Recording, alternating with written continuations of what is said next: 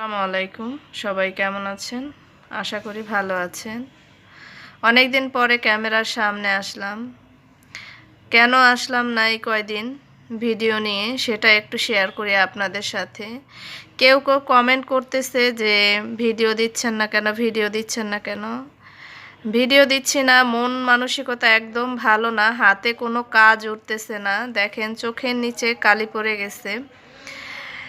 অসুস্থ, নিজেও অসুস্থ, নিজেদের ভিতরে মারা গিয়েছে।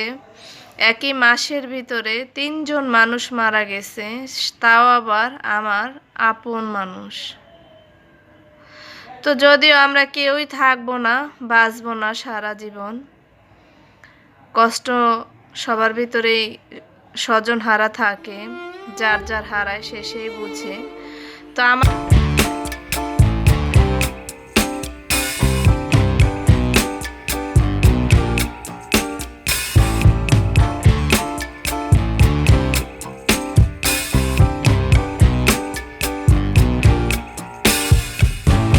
I'm overheated, can hardly sleep at night, doing crazy dreaming. You're the reason why. Hiding by the baby,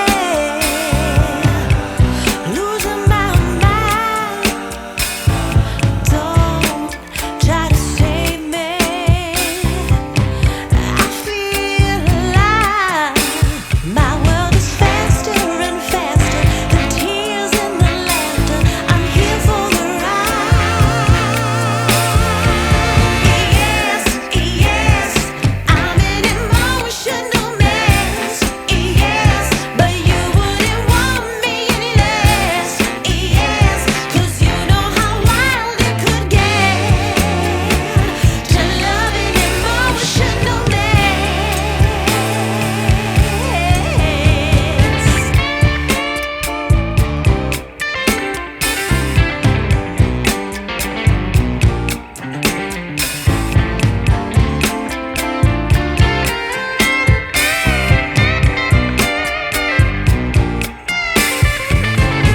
I'm in a trance, spinning out of control.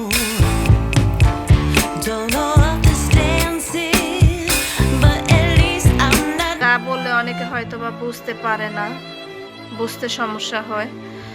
তো আমার হাজব্যান্ড, এরা 4 ভাই। তো সবার বড় আমার যে যা, সে মারা গেছে গত 2 দিন আগে। তো দোয়া করবেন সবাই, তারা যাতে ব্যস্তবাসী হয়। সবার জন্য জান্নাতুল কামনা করি, সবাই যাতে ব্যস্ত নসিব করুক আল্লাহ তাআলা।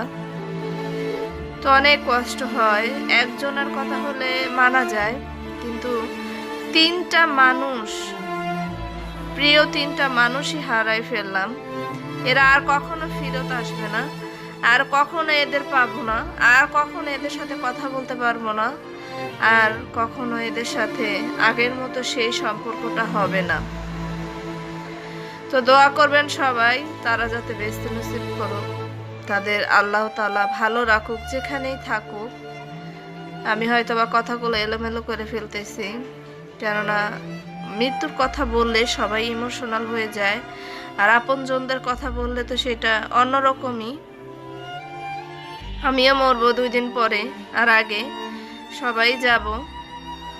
তো দোয়া করবেন সবার জন্য সবাই। এখনো আমার আম্মা অসুস্থ আছে, আমার শাশুড়ি অসুস্থ। বয়স্ক লোক থাকলে তাদের নিয়ে টেনশন। এই যে শীত পড়তেছে, যে পরিমাণ ঠান্ডা পড়তেছে, এই ঠান্ডার ভিতরে তাদের নিয়ে টেনশন বেশি থাকে। কেননা আমরা যে বয়সেরই দেখা যাচ্ছে, আমাদের এখনো 40 বছর বয়স হয়নি যদিও, এখন আমরা যেভাবে কিছু হলে আমরা উইক হয়ে যাই, তারা তো বয়স্ক মানুষ, কিভাবে তারা নিবে? আর বয়স হলে আস্তে আস্তে মানুষের রোগ প্রতিরোধ ক্ষমতা কমে যায়, তারা সব কিছু খেতে পারে না, তারা ওইভাবে এনার্জিও পায় না। এই জন্য হয় কি, তাদের নিয়ে বেশি ঠান্ডা পড়লে ভয় থাকে। আমার শ্বশুর আছে, আমার শাশুড়ি আছে, আমার একটা মা আছে। তো এখন ভয় হচ্ছে। এর ভিতরে আমার যে কাকা মারা গেছে, আমার আব্বা সবচেয়ে বড় ছিল, আমার বাবারা 4 ভাই ছিল। তো সবচেয়ে বড় যিনি ছিল তিনি হচ্ছে আমার বাবা। সে মারা গেছে আমার বয়স যখন 7 মাস, তখন উনি মারা গেছে। আর এখন আমার 3 চাচা ছিল। 3 চাচা বলতে গত এই তো বললাম 1 মাসও হয় নাই, তার ভিতর থেকে 2 চাচা বেঁচে আছে, 1 চাচা মারা গেছে, সে হলো ছোট চাচা। তো ছোট চাচা মারা গেছে, সেজো চাচা আছে, মেজো চাচা আছে।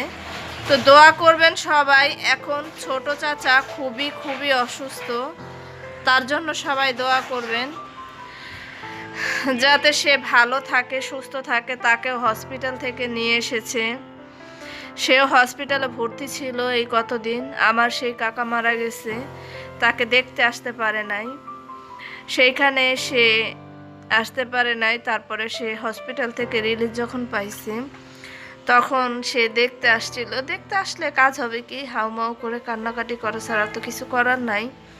তার স্মৃতি সবগুলো পড়ে আছে, সব কিছুই পড়ে আছে, কিন্তু মানুষটা নেই। তো কাকাকেও দেখতে গেলাম, কাকার অবস্থা অনেক খারাপ। কাকার হার্টের সমস্যা ধরা পড়ছে, তারও অনেক সমস্যা ধরা পড়ছে। তো যাই হোক, মরতে হবে সবাইকেই। আমার এই কাকাও খুব অসুস্থ। তো এখন ডেঞ্জার পয়েন্টে আমাদের ভিতরে 4-5 জন লোক এখনো আছে। মৃত্যুর মিছিল যেন আমাদের ভিতরে থামছেই না, কেননা 1 মাসও হয় নাই 3 জন লোক আপন মানুষ হারিয়ে ফেলেছি। দোয়া করবেন সবাই যাতে এই ধৈর্যটা ধরে উঠতে পারি, এই শোকটা কাটিয়ে উঠতে পারি। আমি নিজেও অসুস্থ হয়ে গেছি, রাতে ঘুমাতে পারি না এ মানুষগুলোর কথা, কেননা অনেক আপন মানুষ, তো এদের কথা ভোলা যায় না, চাইলেও ভোলা যায় না। সব কিছু সামনে চলে আসে। যদি দেখা যায় অপরিচিত লোক থাকতো কিংবা প্রতিবেশী থাকতো, সেটার কথা আলাদা ছিল। একই ঘরের ভিতরে চলাফেরা করেছি, একই সাথে চলাফেরা করেছি।